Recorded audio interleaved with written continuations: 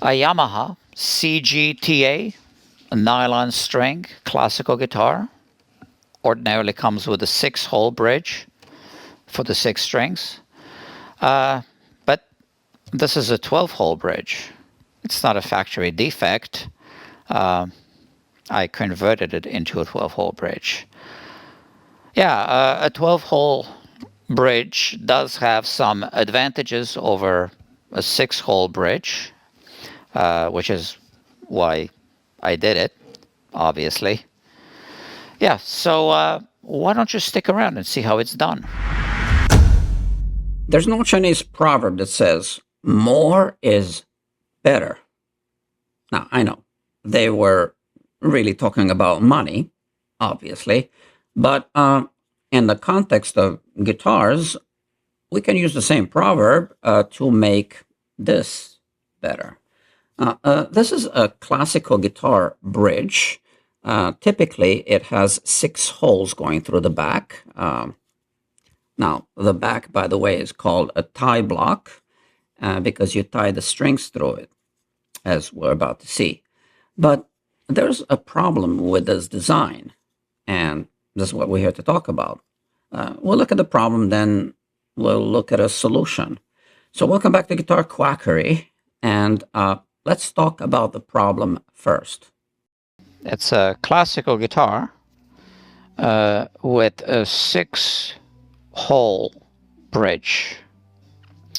Well, that means that there are 6 string holes for the 6 strings. Not all classical guitar bridges are the same. You could also have a 12-hole bridge or an 18-hole bridge. So what's the big deal? Well, here we see the string is loose, so I can show it better. This is the break angle of the string, right? It goes across the saddle. So it's not a great break angle. And that's because this loop of the string is pulling the back of the string here upwards, reducing the break angle. So, especially if you need to lower the saddle a little bit, that can become an issue. Here, I'll show you an extreme close-up of this. So here you can clearly see how the string is being pulled upwards, yeah, by this loop. Yeah. So now if I remove this string altogether, we can look at this hole on this side and here on this side. I made this tool to drill from the back. The problem is that, well, as you can see, this is at an angle like this, right? So I'm going to need to drill these holes straight from the back, the additional hole, right? So now I'll remove all of the strings and I'll make a little drilling template out of this piece of acrylic, and then I'll do the drilling. Like I said, I had to make a specialized tool for this job, and that's because this tool doesn't exist. You can't buy it anywhere, except perhaps 24 hours after the publication of this video, you'll probably be able to buy it on AliExpress. It'll be a knockoff version, probably won't meet your expectations in terms of quality, but it'll be cheap. But if you want to make your own, I can show you how to make it. In fact, I was going to make a separate video tutorial showing how to make this tool and publish the video on my Patreon account, accessible only to my paying Patreon members. But out of the goodness of my heart, I decided to make this tutorial available for free. Now, speaking of free. The word free, as I'm sure you know, is to be taken with a grain of salt, because nothing is actually free.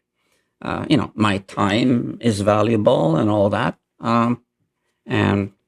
So if you feel that you gained any knowledge or a value from this video and you want to pitch in a little bit, feel free to click the link below that says buy me a coffee. Thank you. That's my third coffee today because I'm editing. So let's go over to the fabrication shop and I'll show you how I made that tool.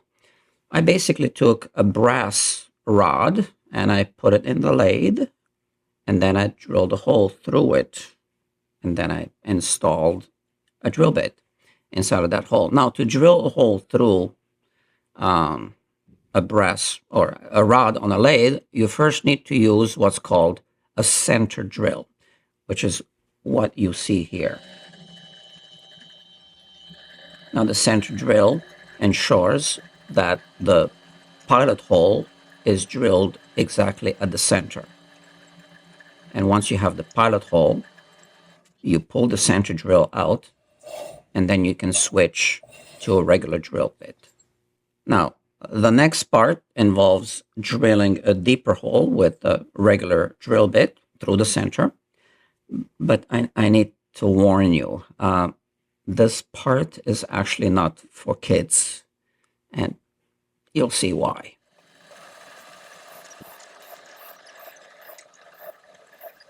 I'm sure you see what I mean when I say it's not for kids.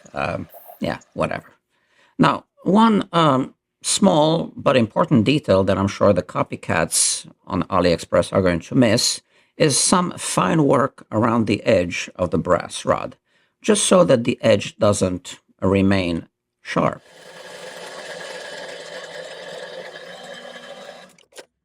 Now, when you're retrofitting an existing bridge on a guitar and you're adding 6 holes, you want those holes to match the diameter of the existing holes. So if you just have a set of drill bits, you just check with the drill bits to find which is the largest size drill bit that still fits inside of these holes. That's the drill bit size you're going to use to retrofit that bridge that you're working on. Yeah, so now all that remains to be done is to use an adhesive to mount the drill bit inside of the hole that we just drilled. I used a 2-part epoxy, which is called JB Weld, and it comes in various formulations. The formulation I used was for metal, obviously. You can also use a small grinder just to kind of scuff the surface of the drill bit, the part that you're going to be gluing in, and then simply put some epoxy onto the drill bit and then shove it into the hole. You are going to have to do this repeatedly to get the epoxy all the way down the hole. And also you will notice that an air pocket will be forming inside of the hole. And when you release the drill bit, the slightly compressed air inside of the hole will be pushing the drill bit out. So the way to work around that is basically to spin the workpiece a little bit as you are pushing the drill bit inside, and the air will slowly escape. Also, you want to clamp the workpiece and the drill bit overnight. And the way I did it right on the lathe. I basically used the drill chuck, which is on the other side of the lathe, and I was just using it to clamp the drill bit so that it doesn't move.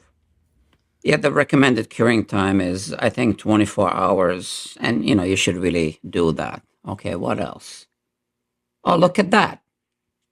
You can already buy it on AliExpress. I haven't even done editing this video. All right, let's go back to the shop. And now I'll show you how I use that tool to make the holes. This is the setup. Yeah, why don't I show you a close-up here. Here I put a tape. I took a measurement from this side over here. You can see the string holes. Okay, and I measured the height and then transferred this to this side. So this hole will be going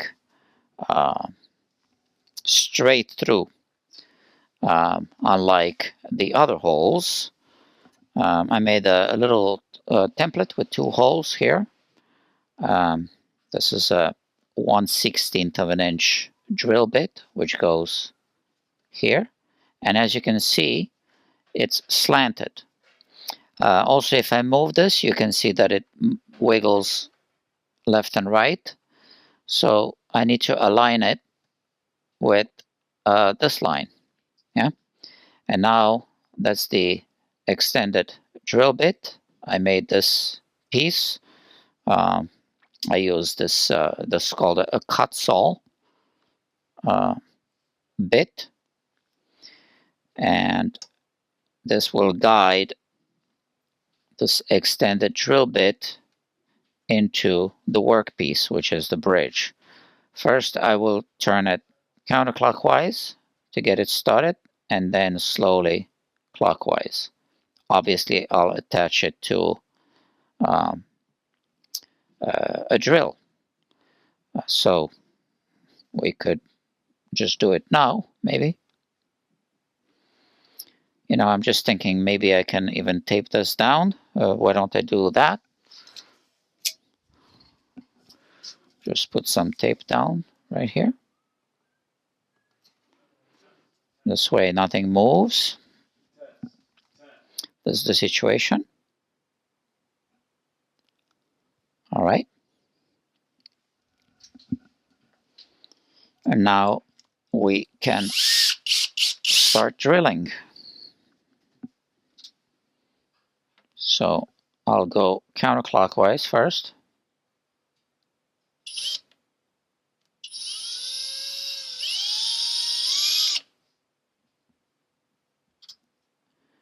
And now clockwise. I think it's a good idea to check. So let's remove this tape.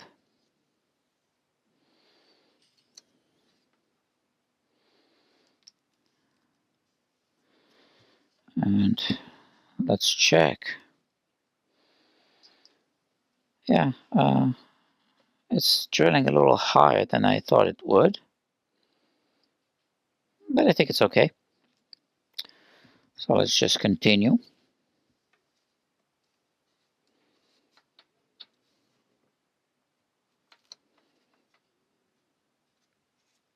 Again, this drill bit is holding my guiding plate in perfect alignment.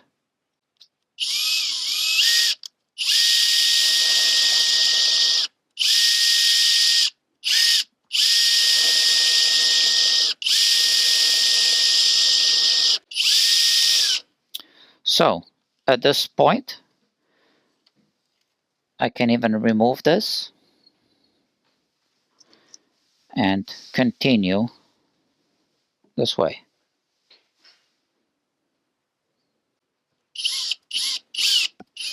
Gotta make sure this doesn't move.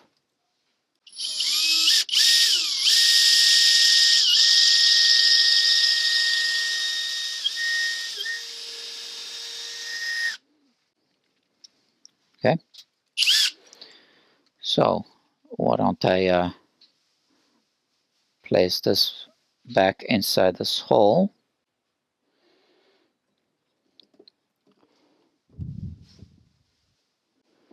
And we can inspect it with the camera right here.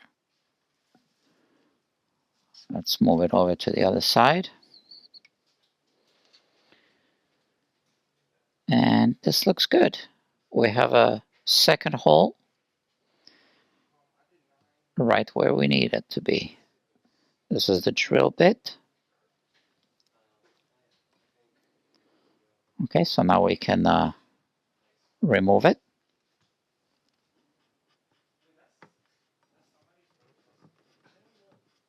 All right. And let's take a string. All right, so we can also remove this. Don't need it anymore. So this string is going to, let me think for a moment. Yeah, it's going to go through here. It's going to go through here. We're going to come out here and we fold it and then we just pull. Okay, that's how it is. So now we have a pretty good break angle. Let me find the saddle. This is the saddle. And now we have a pretty good break angle here. So let me show you a close-up. As you can see, this is a pretty good break angle. And it's held in the back like this.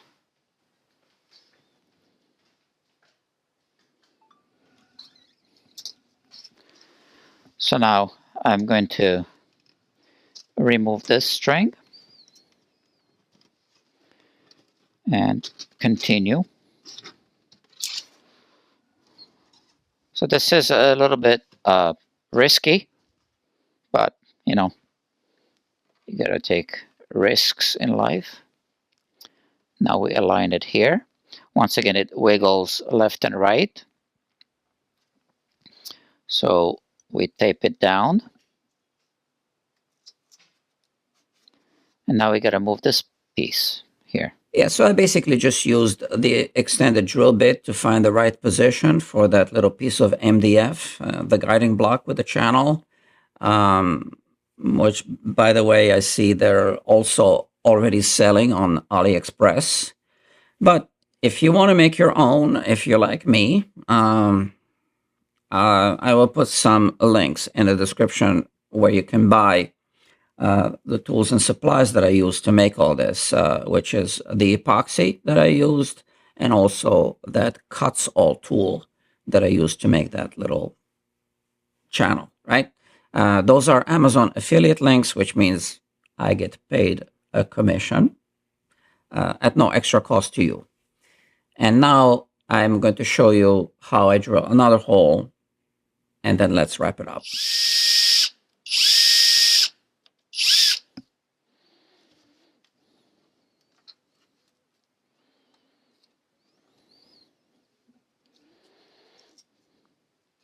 It's always good to check. It looks good.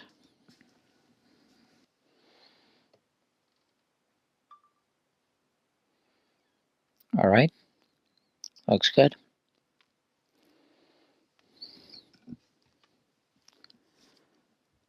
Make sure this doesn't move.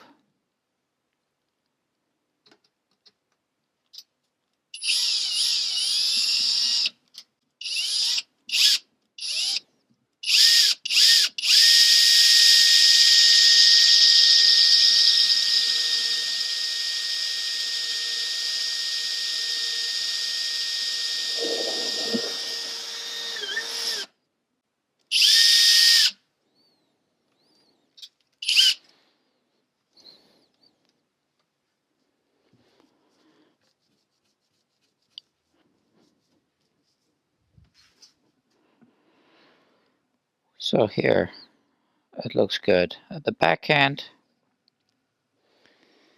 And it looks good here as well.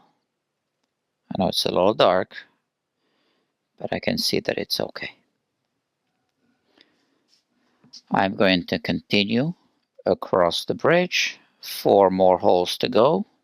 Should really remove the saddle. and then we'll be done.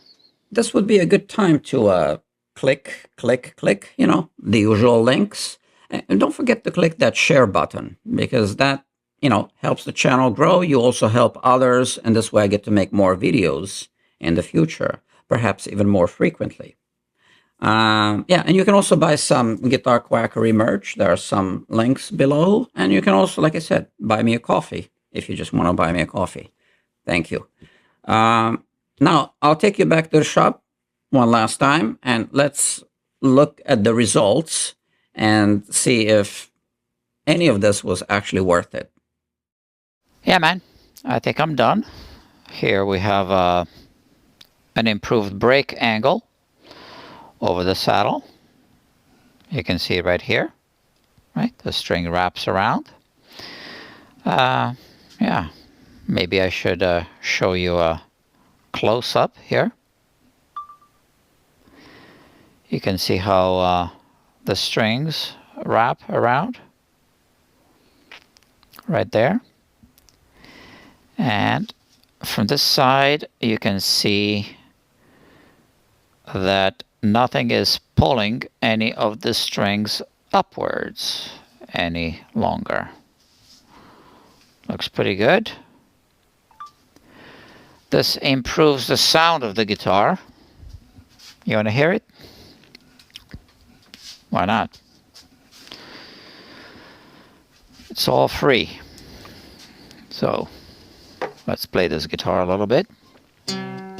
Oh, it's out of tune. The strings are still stretching. Okay, I guess I won't play it. Yeah, it sounds pretty good. I'm gonna have the guitar just rest overnight.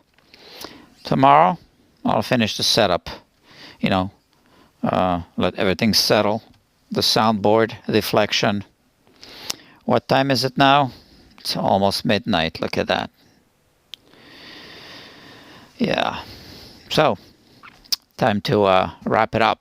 I made this tool a few months ago, and I've actually used it on other guitars. I now offer this conversion / upgrade as a standard service option for classical guitars. And this especially helps if you need to lower the saddle even more, and you're running out of height and you're running out of break angle. So if you are a guitar tech, you might want to consider making this tool. It's not that hard to make. And then you'll be able to offer an additional service, which is good for business. It's also good for the customers because they get a little upgrade.